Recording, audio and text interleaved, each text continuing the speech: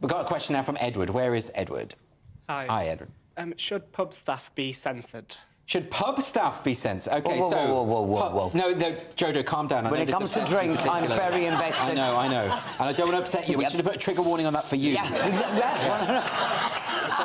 Because what's happened here is pubs have been told to ban certain phrases on the grounds that these phrases encourage punters to get drunk. I would say the fact that you're selling nothing but alcohol might encourage punters to get drunk. But some of the phrases are quite interesting. So phrases like "same again," is that a double? In your case, that's a silly question, isn't it? A bottle. Do you think? I mean, where's this come from? It's come from the International Alliance for Responsible Drinking. Well, so this drink responsibly in its very nature is a complete oxymoron. Do you know what I mean? If you're drinking, clearly you're probably not being responsible. Yeah. The fact that pubs now and the people have to have personal licence and they have to take responsibility and that they can't serve to anyone that they think to be inebriated. What's the point of pubs? Well, no. Do you know what I mean? I'm like, this is a level of madness I can't get my head wrapped around. We've had people talking about how we should ban happy hour because that gets people drunk. Yes. Turn it into, I don't know, miserable hour. Yeah. I don't know what people think drink does. It does not improve anyone. But could I also ask you, because from a Scottish perspective, I know... Well, bring in the Scottish card. No. Not to do with the stereotypes, which I know are largely true. But very true. I mean, living embodiment. But I'm more interested in the way the SNP, they put minimum pricing on alcohol. So you can't buy alcohol in an off-licence before 10 o'clock in the morning or after 10 o'clock at night. I'm still how quickly you get socially ingrained. Yes.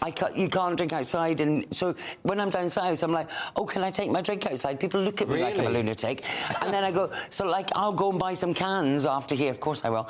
But but it's that thing of going, oh my God, I'm in England. I can buy a drink after 10 o'clock like a grown-up. What do you make of that, Leo? Because there is a kind of nanny state quality to a lot of the SNP's policy, but particularly when it comes to this, they don't want you to choose for yourself whether you get drunk or not. No. Yeah, and it completely backfires because then, the sort of minimum unit alcohol pricing just means that other drugs become a cheaper way of getting out of your gourd, which you have to do in Scotland. It's not the nicest place. I mean, if you lived in Scotland, you need to be drunk. Exactly. You know what I mean? So, I'm glad I'm not the one saying this. But also, Mark Nelson had a brilliant joke when they first brought in sort of minimum pricing. And then basically, realistically, it's like you can say you can minimum price, you can put all these rules in place. All that will happen is that more children will be going to school without shoes because it won't change the narrative.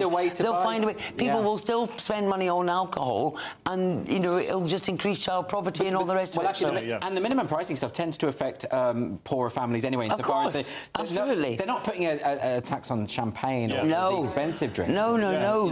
Super lager. 3.5 times higher in Scotland than in the rest of the UK, which is, shocking. It is quite shocking, isn't it? OK, well, so you don't think they should be bothering with this campaign. The phrase "same again," the phrase... the best thing the government can do is just get out of people's lives. And the best thing, I mean, the International Alliance for Responsible Drinking, they sound like a terrible Thunderbird spin-off.